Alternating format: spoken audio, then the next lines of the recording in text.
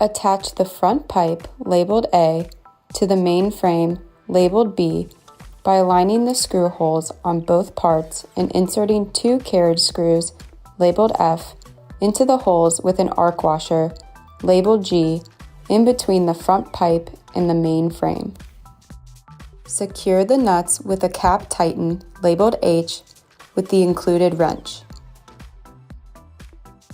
Attach the rear I-shaped pipe, labeled C, with the main frame by aligning the screw holes on the smaller part of the I-shaped pipe. Insert 2 carriage screws into the holes and secure with a cap nut on the side nearest the main frame.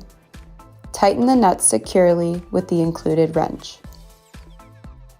Insert 2 AAA batteries into the monitor.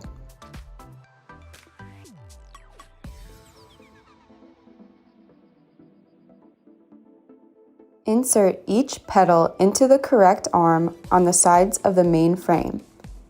The pedals are marked with L and R. Note that the pedals adjust the opposite method than standard righty-tighty, lefty-loosey. Begin pedaling to activate the monitor. The monitor will shut off automatically after 2 minutes of no activity.